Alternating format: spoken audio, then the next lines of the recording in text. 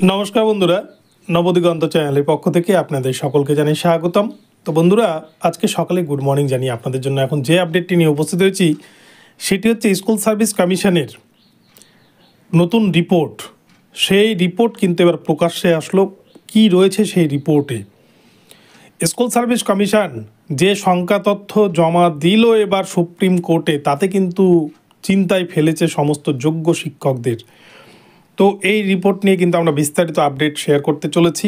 কোন ক্যাটাগরিতে কিসে কতজনকে দুর্নীতিগ্রস্ত শিক্ষকের তালিকায় রাখা হয়েছে, অযোগ্য শিক্ষকের তালিকায় রাখা হয়েছে, সেই বিষয়ে বিস্তারিত দেখব। তবে তার আগে বলি, যারা প্রথমবার চ্যানেলটি দেখছেন আপনারা অবশ্যই চ্যানেলটিকে সাবস্ক্রাইব করে নেবেন এই ধরনের আপডেট সবার আগে সর্বপ্রথমে পাওয়ার জন্য। তো চলুন আমরা মূল পর্বে ফিরে যাই এবং বিস্তারিত আপডেট এই সম্পর্কে জেনে নিই। তো বন্ধুরা, আমরা প্রথম থেকে দেখে আসছি এসএসসির কিন্তু দীর্ঘ টালবাহানা, যেটাতে কিন্তু মূলত যোগ্য শিক্ষকদেরকে চিন্তায় ফেলে দিয়েছিল এবং যোগ্য শিক্ষকরা তাদের চাকরি বাঁচানোর জন্য এসএসসির দায়ভার তারা কেন নিতে যাবে, তাদের কেন চাকরি বাঁচাতে হবে, এই জন্য তারা কিন্তু দীর্ঘদিন ধরেই প্রায় এক মাসের কাছাকাছি তারা কিন্তু ওয়াই চ্যানেলে আন্দোলন করেছে। তারা কিন্তু ধর্নারত অবস্থায় ছিল। তো কলকাতা রাজপথে আমরা কিন্তু সেই ঘটনা দেখেছি এবং এর মাঝে একদিন পুলিশি গ্রেপ্তার বা এই সমস্ত বিষয়ে কিন্তু আমরা দেখেছি। তো তার মধ্যেও শেষমেশ কিন্তু এসএসসি শুনানি পর্ব শেষ হয়ে যাওয়ার পর আবারও রিপোর্ট জমা করেছে। সেই রিপোর্টে আগের যে রিপোর্ট জমা করেছিল এসএসসি, আগের যে সংখ্যা জমা দিয়েছিল তার সাথে কিন্তু এই রিপোর্টের বিস্তর ফারাক রয়েছে এসএসসির সেই সাবমিশনে। তো প্রথমে বলে রাখি, মূলত ওএমআর ইস্যু, অর্থাৎ ওএমআর দুর্নীতিতে বা সাদা ওএমআরে বা ওএমআর ম্যানিপুলেশন করা হয়েছে এরকম অভিযোগে যাদের চাকরি বাতিল করেছিল পূর্বে প্রাক্তন বিচারপতি অভিজিৎ গঙ্গোপাধ্যায়, সেখানে কিন্তু সংখ্যাটা প্রায় 4,500 মতো ছিল এবং সেই সংখ্যাটা কিন্তু এবারে স্কুল সার্ভিস কমিশন যে তারা জমা দিয়েছে সেখানে কিন্তু সংখ্যাটা প্রায় 4,091 জনের এসে দাঁড়িয়েছে স্কুল সার্ভিস কমিশনের হিসেবে, যে যাদেরকে তারা অ্যাপয়েন্টমেন্ট ইস্যু করেছে।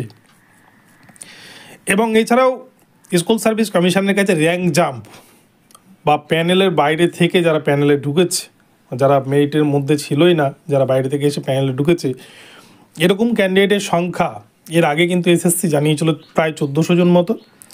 কিন্তু এবারে গত 17 তারিখে, গত সোমবারের দিন সুপ্রিম কোর্টে যে সাবমিশন জমা করেছে 15 পাতার, সেখানে র্যাঙ্ক জাম্প মূলত গ্রুপ সি, গ্রুপ ডি, 9, 10, 11, 12 চারটা ক্যাটাগরিতেই র্যাঙ্ক জাম্প ক্যান্ডিডেটদের সংখ্যা কিন্তু 1212 জনকে উল্লেখ করেছে স্কুল সার্ভিস কমিশন।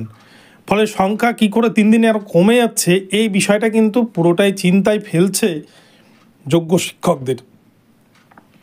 তো এই জায়গায় দাঁড়িয়ে মোট শিক্ষক শিক্ষিকা গ্রুপ সি, গ্রুপ ডি এর র্যাঙ্ক জাম্প এবং ওএমআর দুর্নীতি এবং যারা প্যানেলের মধ্যেই ছিল না তারা চাকরি পেয়েছে, এরকম ক্যান্ডিডেটের সংখ্যা কিন্তু এসে দাঁড়িয়েছে টোটাল 5,303 জন।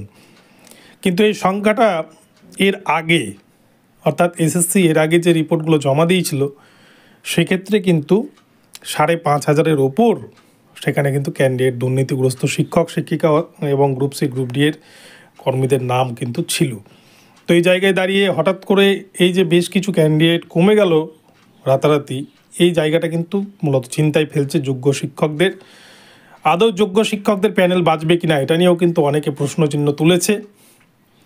তবে সিবিআইয়ের তথ্যকে কিন্তু সঠিক ধরেই সুপ্রিম কোর্ট কিন্তু এগোবে, যেটা কিন্তু শুনানি থেকে বোঝা গিয়েছে। সিবিআইয়ের তথ্যটাকে কিন্তু মেন অস্ত্র বা মেন হাতিয়ার বলেই কিন্তু সুপ্রিম কোর্ট ধরে নেবে এবং সেই মোতাবেকই কিন্তু শুনানির রায় ঘোষণা করবে সুপ্রিম কোর্ট। তো দেখা যাক শেষ পর্যন্ত কী হয়, কী রায় ঘোষণা হয়। তো ভিডিওটি এখন এখানেই শেষ করলাম। ভিডিওটি ভালো লাগলে চ্যানেলটিকে সাবস্ক্রাইব করে দেবেন আর এই ধরনের আপডেট সবার আগে সর্বপ্রথমে পাওয়ার জন্য অবশ্যই চ্যানেলটিকে ফলো করতে থাকুন। ধন্যবাদ সকলকে, দেখা হচ্ছে পরবর্তী ভিডিওতে।